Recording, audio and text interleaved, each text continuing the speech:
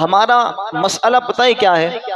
کہ ہم پکا یقین رکھتے ہیں کہ ہمیں موت آئے گی اور کسی بھی لمحے آ سکتی ہے، یہ بھی مانتے ہیں۔ پھر موت کے بعد ہمیں قبر میں امتحان کا سامنا ہے، قیامت میں اٹھایا جائے گا، رب کریم کے حضور پیشی ہوگی۔ یہ ساری چیزیں ہمارے پیش نظر ہیں، ہم مانتے بھی ہیں، اس پر ہمارا ایمان بھی ہے، لیکن اس کے باوجود دنیا کی محبت ہمارے دل میں بیٹھ چکی ہے اور لمبی امیدوں نے ہمارے دلوں میں جگہ بنا لی ہے۔ تو اب یہ لمبی امیدیں ہمیں موت سے غافل کر دیتی ہیں، دنیا کی محبت ہمیں موت سے غافل کر دیتی ہے کہ جو بندہ اس آس میں ہے کہ ابھی تو میں چھوٹا ہوں، بڑا ہوں گا، شادی ہوگی، بچے ہوں گے، پھر بچوں کی شادی ہوگی، پھر ان کے پوتے ہوں گے، تو جو اتنی لمبی امیدیں باندھ کے بیٹھا ہے تو آیا وہ موت کی تیاری کیسے کرے گا؟ اور پھر دوسری چیز دنیا کی محبت کہ ہم نے سب کچھ کیا ہی یہی کے لیے ہے، کہ ہم نے آخرت کے لیے جمع ہی کیا کیا ہے، ہم نے جتنا کمایا سب سنبھال کر رکھا ہوا ہے۔ اب جس بندے کے پاس ساری عیش کوشیوں کا سامان دنیا ہی میں موجود ہے تو وہ اس دنیا کو چھوڑ کر کب جانا چاہے گا؟ وہ کب چاہے گا کہ میں قبر کی تنگی میں چلا جاؤں، میں کب میدان محشر کی طرف جاؤں؟ وہ کبھی اس طرف توجہ نہیں کرے گا۔ ہاں، اس کے برعکس جو بندہ دنیا میں جیا ہی اس لیے کہ میں نے آخرت کی طرف سفر کرنا ہے، اس نے اپنی نیندوں کو قربان کیا، تہجد ادا کی تاکہ میری قبر روشن ہو جائے، وہ صدقہ و خیرات کرتا رہا تاکہ میدان محشر میں آسانیاں ملے، وہ گرمیوں کے نفل روزے رکھتا رہا تاکہ میدان محشر کی گرمیوں سے بچا جا سکے، وہ ایسے اعمال کرتا رہا کہ اللہ عز و جل کے عرش کا سایہ ملے اور جنت کا بلا حساب داخلہ مل جائے۔ تو اب یہ بندہ جس نے اپنی ساری کوششیں آخرت کے لیے کی تھی، تو اب یہ بندہ تو چاہے گا نا کہ بس جلدی سے موت آئے اور پھر قبر میں محبوب کریم علیہ السلام کا دیدار ہو اور آخرت میں اللہ عز و جل کی عنایت سے جنت کا داخلہ نصیب ہو جائے۔ اس نے تو جو مال کمایا تھا اس سے مسجد بنا دی تاکہ آخرت میں کام آئے، مال جیسے ہی آیا زکوٰۃ دی تاکہ آخرت میں جمع ہو جائے، مال آیا اس نے غریبوں کی مدد کی تاکہ آخرت میں کام ہو جائے، تو یہ ساری چیزیں آخرت کے لیے جمع کرتا رہا، تو اب اسے موت پیش نظر رہتی ہے۔ لیکن جس نے سب کچھ یہی کے لیے جمع کیا، زکوٰۃ فرض ہو گئی، اب نکالتے ہوئے جان نکل رہی ہے، یار اتنی مشکل سے کمایا تھا، اس میں سے بھی 2.5% زکوٰۃ ادا کر دوں تو میرے پاس پیسہ کم ہو جائے گا۔ اب جس کی یہ کنڈیشن ہے تو وہ کہاں نفلی صدقہ و خیرات کرے گا، کہاں اس نے مسجدیں بنانی ہے، کہاں اس نے مدارس چلانے ہیں؟ تو وہ تو سب کچھ یہی کے لیے جمع کر کے بیٹھا ہے، جب اس کی ساری محنت یہیں پر موجود ہے تو وہ یہیں رہنا چاہے گا، یہاں سے آگے کوچ نہیں کرنا چاہے گا۔ اور ہماری سب سے بڑی پریشانی یہی ہے، لیکن حقیقت یہ ہے کہ ہم انتظار کرتے ہیں نا کہ لمبی امیدیں ہیں، ابھی بڑھاپا آئے گا، پھر بچے ہوں گے تو جناب پھر ان بچوں کی شادیاں دیکھنی ہے، فلاں کام کرنا ہے، لیکن یہ یاد رکھیں کہ ملے خاک میں اہل شاہ کیسے کیسے، مکی ہو گئے لا مکاں کیسے کیسے، ہوئے نامور بے نشاں کیسے کیسے، زمین کھا گئی نوجوان کیسے کیسے، جگہ جی لگانے کی دنیا نہیں ہے، یہ عبرت کی جا ہے تماشا نہیں ہے۔ ہماری امیدیں کیسی ہیں؟ نبی رحمت علیہ السلام نے بڑے پیارے انداز میں ہمیں سمجھایا۔ آقا کریم علیہ السلام نے ایک مرتبہ زمین پر ایک چکور خانہ بنایا اور اس کے درمیان میں ایک لکیر بنائی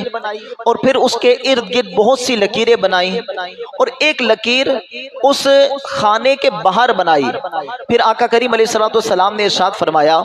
کہ یہ جو خانے کے درمیان کی لکیر ہے نا، یہ انسان ہے، اور یہ جو چکور خانہ ہے فرمایا یہ موت ہے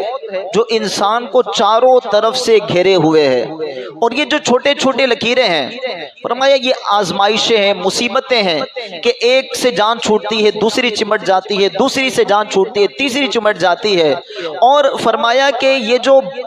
اس خانے سے باہر لکیر ہے فرمایا یہ لوگوں کی امیدیں ہیں کہ ان کو امیدیں اتنی لمبی لمبی ہیں کہ موت بھی آ جائے تب بھی ان کی امیدیں ختم نہ ہو، ان کی جو پلاننگ ہے بڑی لمبی ہے۔ سیٹھ جی کو فکر تھی 1 کے 10 کیجئے، موت آ پہنچی کہ مسٹر جان واپس کیجئے۔ تو ابھی تو پلاننگ تھی کہ ابھی تو یہ کرنا ہے، وہ کرنا ہے، وہ کرنا ہے، لیکن موت نے ہمیں چاروں طرف سے گھیرا ہوا ہے۔ یہ حدیث پاک ہمیں جھنجھوڑ رہی ہے کہ جس طرح اس لکیر کو اس خانے نے گھیرا ہوا تھا، فرمایا ایسے ہی انسان کو موت نے گھیرا ہوا ہے۔ ہمارے چاروں طرف ہم غور کریں تو موت کے اسباب نے ہمیں گھیرا ہوا ہے۔ یہ بجلی ہے نا،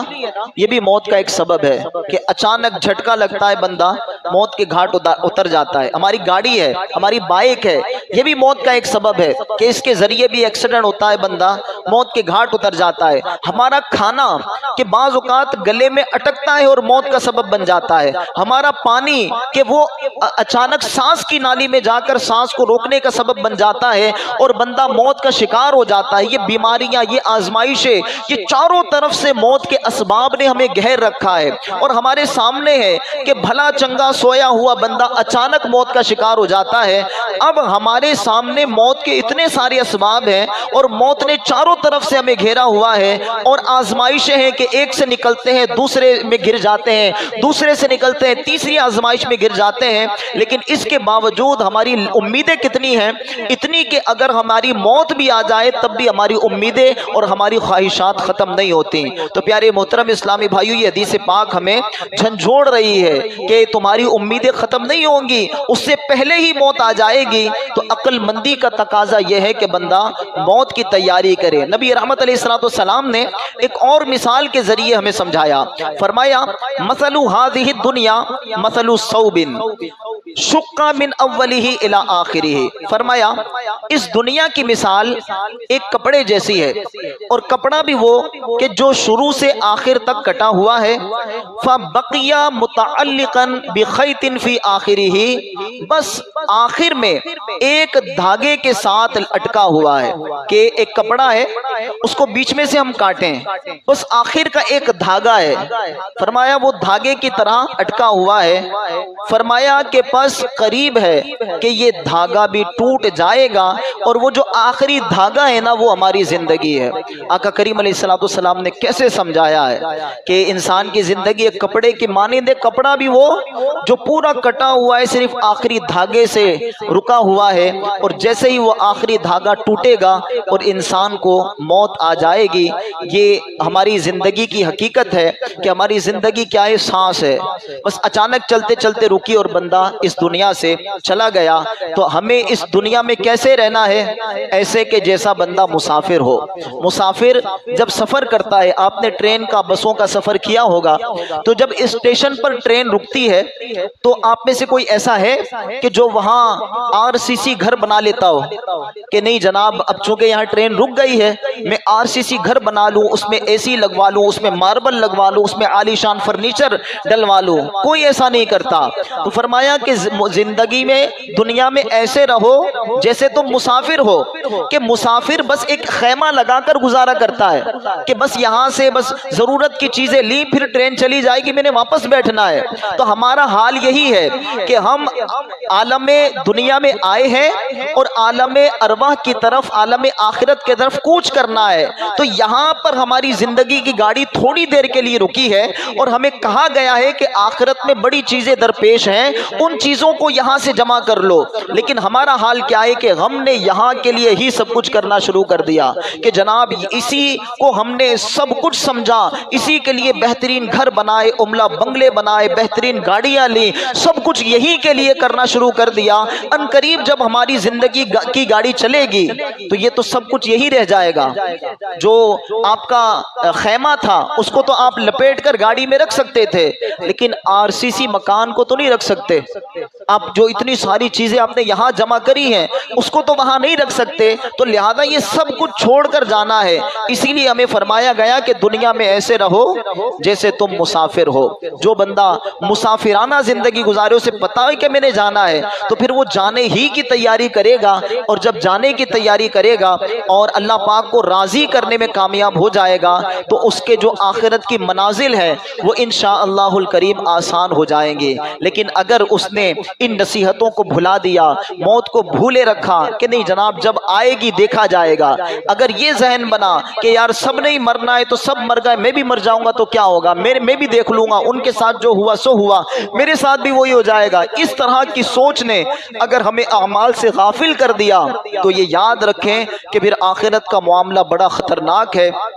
फरमाया आखिरत की मनाजिल में सबसे पहली मंजिल कब्र है, अगर साहिब कब्र ने इससे नजात पाली तो आखिरत का मामला आसान है, और अगर इससे नजात न पाई तो आखिरत का मामला ज्यादा सख्त है। अब बंदा इस कब्र ही में फंस गया, कब्र में सवाल हो रहा है मर रब्बू का, तेरा रब कौन है। अब दुनिया में रब को याद कब किया था, दुनिया में रब की इताअत कब की थी, दुनिया में उसके अहकामात पर अमल कब किया था, उसने बदनिगाही से मना किया था, लेकिन यहाँ तो बदनिगाही का सिलसिला था, उसने झूठ बोलने से मना किया था, यहाँ तो झूठ बोलने का सिलसिला था, उसने धोखाधड़ी से मना किया था, यहाँ तो धोखेबाजी आम थी। अब जिस बंदे ने अल्लाह और उसके रसूल की मुखालिफत में जिंदगी गुजारी, उसे कब्र में कैसे याद आएगा कि मेरा रब कौन है। फिर पूछा जाएगा कि माँ दीनू का, तेरा दीन क्या है, इस दीन के लिए कब कुर्बानियां दी थी, इस दीन के लिए कब कोशिशें की थी, कब दीन के अहकाम सीखे थे। हमने तिजारत जरूर की थी लेकिन तिजारत के हलाल और हराम के मसाइल थोड़ी सीखे थे, हमने जॉब जरूर की थी लेकिन इजारे के मसाइल थोड़ी सीखे थे, हमने निकाह जरूर किया था लेकिन निकाह के मसाइल हमने कभी किसी से नहीं सीखे। प्यारे मोहतरम इस्लामी भाइयों, हमने शरीयत और दीन को सीखा कब था, तो जब दीन को सीखा ही नहीं, इसको अहमियत ही नहीं दी, तो कब्र में कैसे याद आएगा कि मेरा दीन क्या है। और फिर नबी रहमत अलैहिस्सलाम की दिलरुबा प्यारी प्यारी सूरत दिखाकर जब पूछा जाएगा मा कुंता तक़ूलु फी हक़्क़ि हाज़ा रजुल, कि बता तो इस मर्द के बारे में क्या कहा करता था, तो जब उनको देखेगा कि वो तो सरापा ज़ुहद व तक़वा